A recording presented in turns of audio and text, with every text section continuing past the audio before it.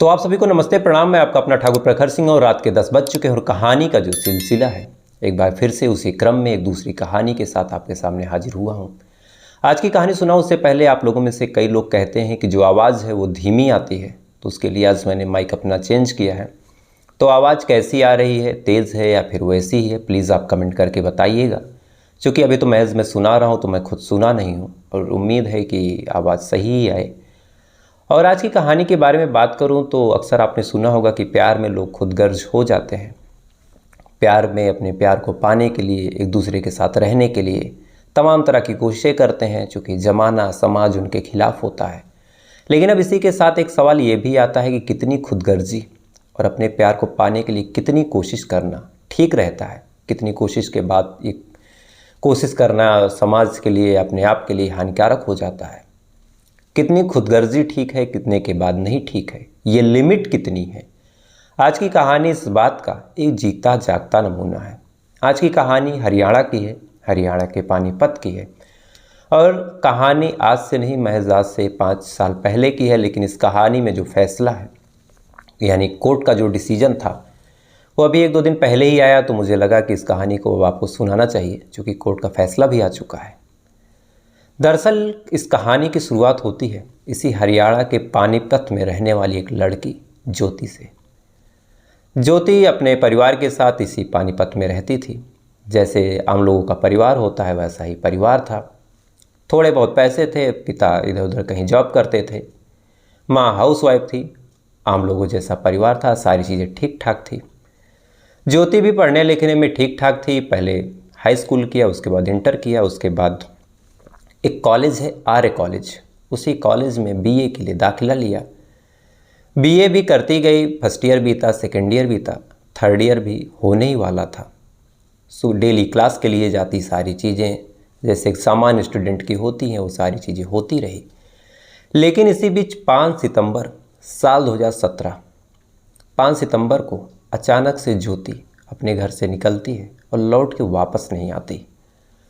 अब ज्योति निकलती है, थोड़ी देर तक लौट के नहीं आती। परिवार वालों को लगता है कि चलो शायद कहीं जाम लगा होगा, या फिर किसी दोस्त के यहाँ चली गई होगी, या फिर कोई मिल गई होगी, इसकी सहेली वगैरह।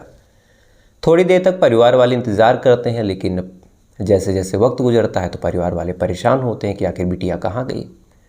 फ़ोन करते हैं तो फ़ोन लगता नहीं है, बस घंटी जाती है, फ़ोन उठता नहीं है।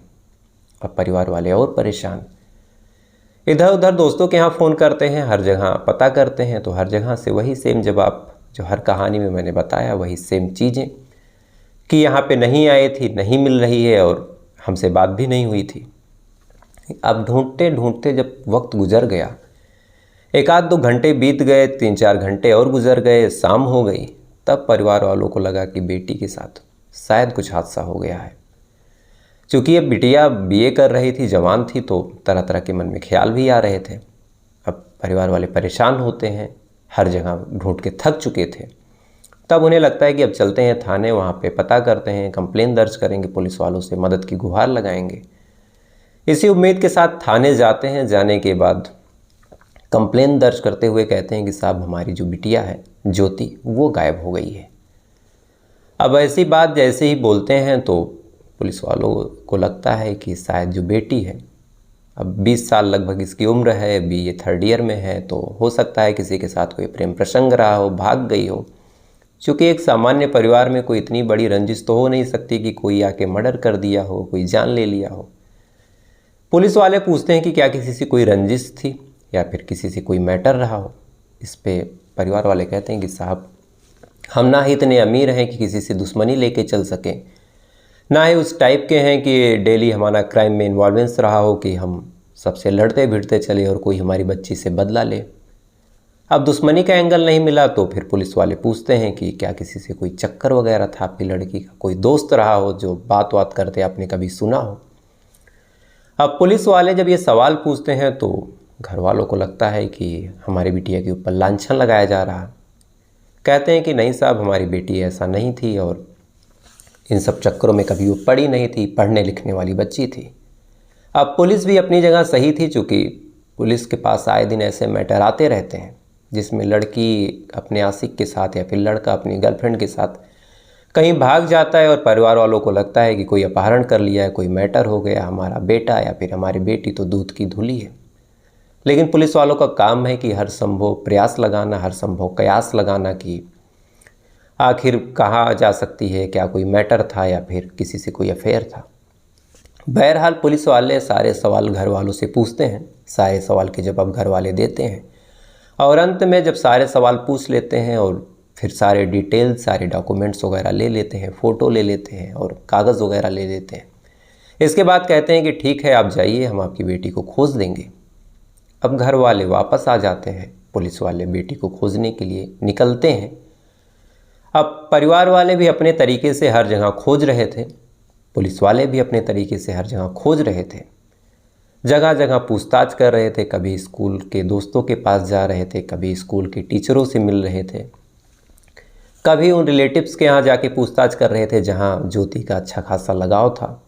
कभी पुलिस वाले उन दोस्तों को उठा रहे थे, खासकर जो लड़के थे जिन पे ज्योति का अच्छा खासा संबंध था, अच्छी खासी दोस्ती थी।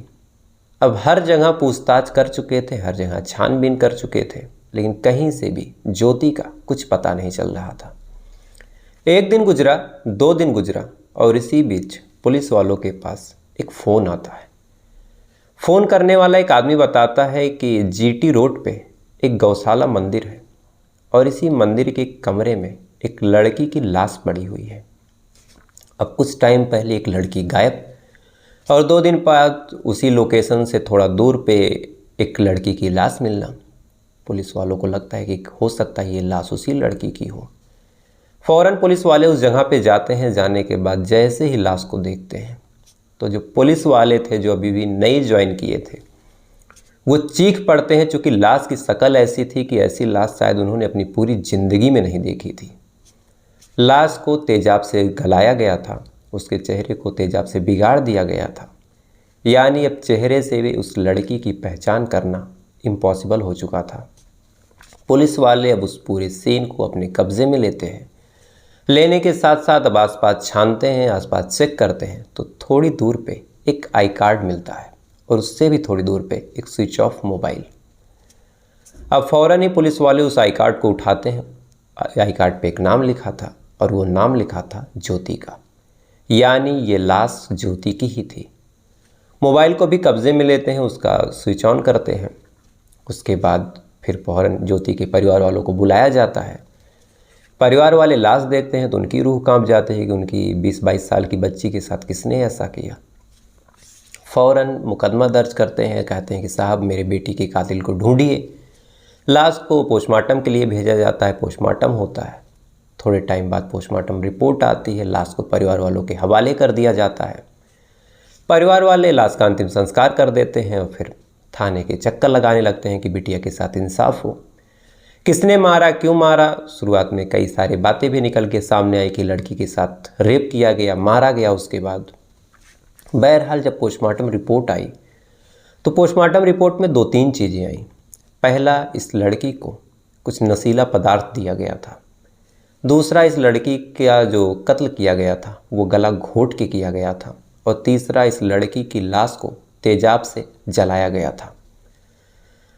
अब नशीला पदार्थ देना और गला घोटना तो समझ में आता है, लेकिन तेजाब से गलाने का जो चक्कर है, इसमें आदमी तभी ऐसा करता है जब कोई बहुत बड़ी रंजिश रही हो या फिर आदमी ये चाहे कि लाश की पहचान न हो पाए।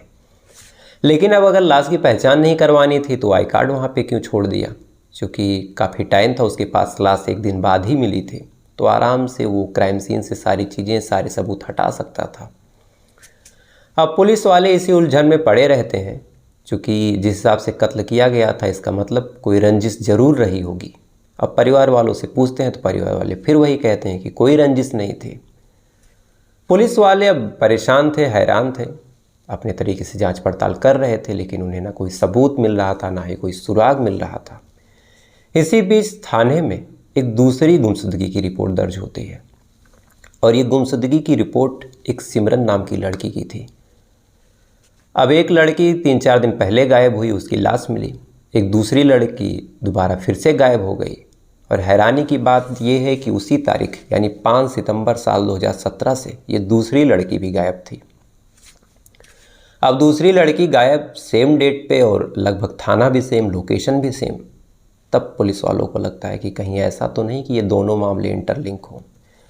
पुलिस वाले मरने वाले इन दोनों लड़कियों में, एक मर चुकी थी, एक गायब थी, इन दोनों लड़कियों में संबंध खोजते रहते हैं। तो पता चलता है कि ये जो दूसरी लड़की है ये भी इसी ज्योति के साथ आर्य कॉलेज में पढ़ती थी।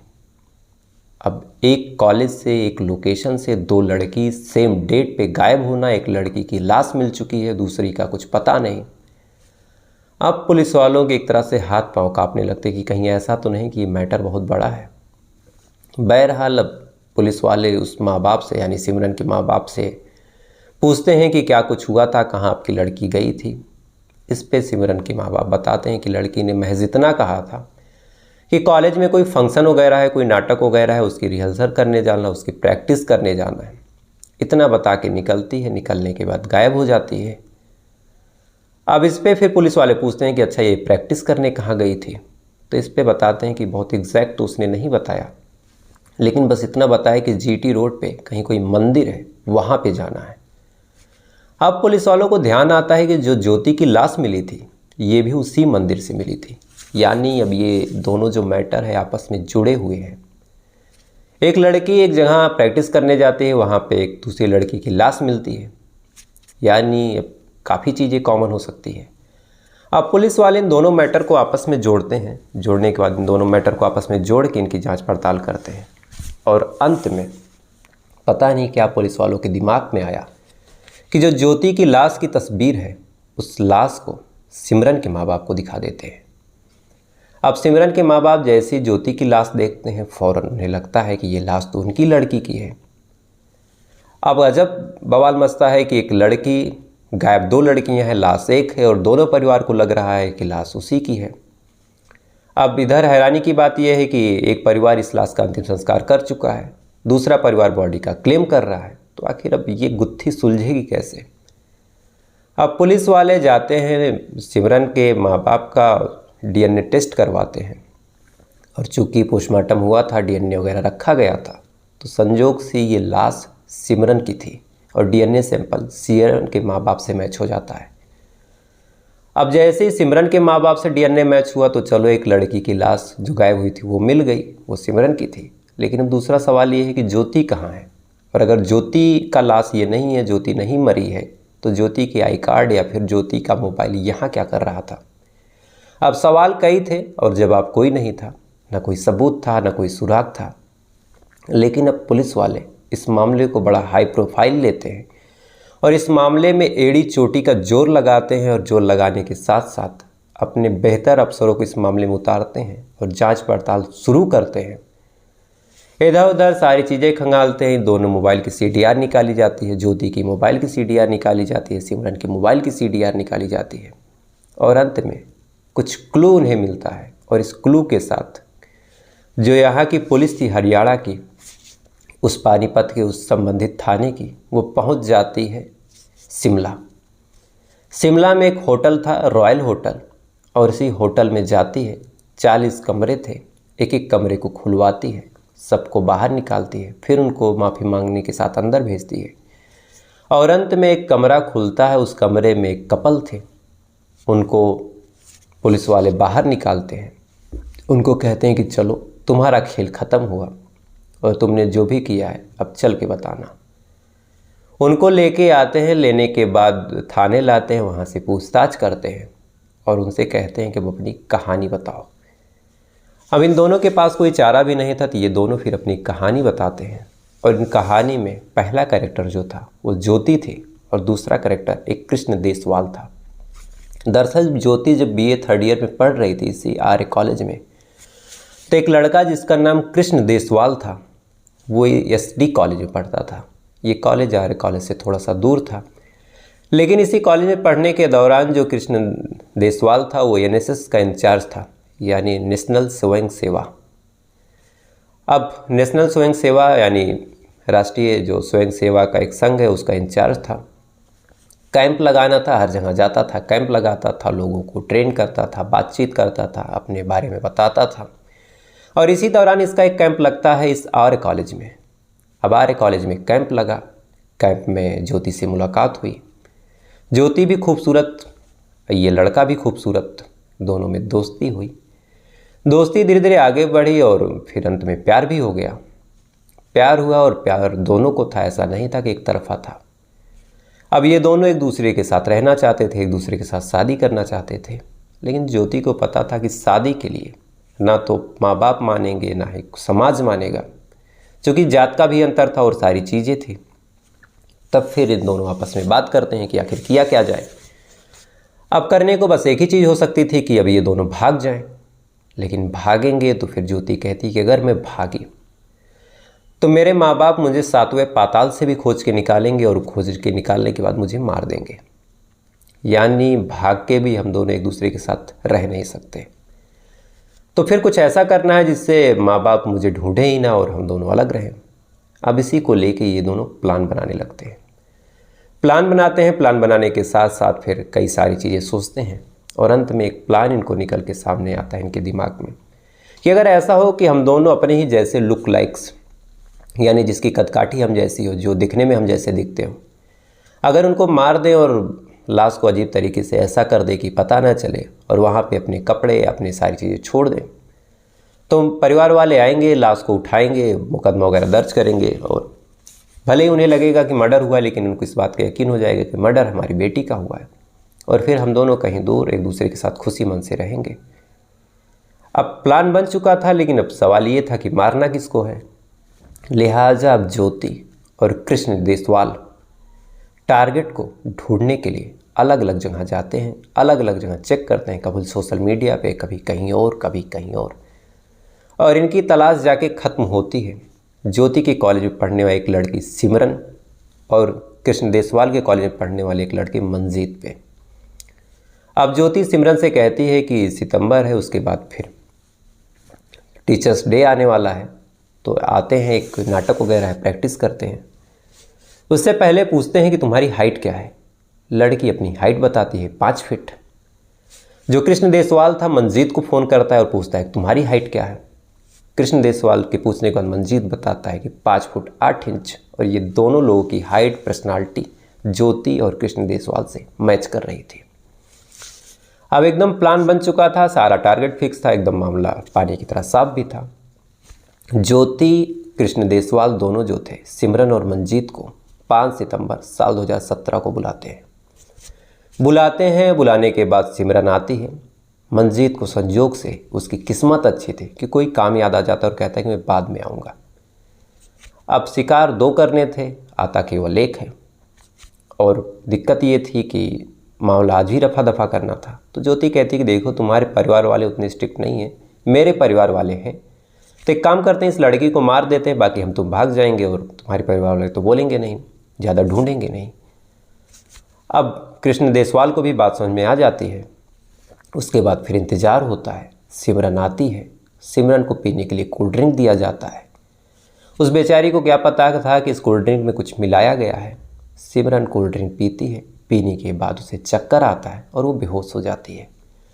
अब सिमरन जैसे ही बेहोश होती है, फ़ौरन ही ये दोनों लोग उसके ऊपर टूट पड़ते हैं, उसका गला दबाते हैं, गला दबा के उसका कत्ल करते हैं। अब कत्ल जैसे ही करते हैं, फ़ौरन जो ज्योति थी अपने कपड़े उतार देती है।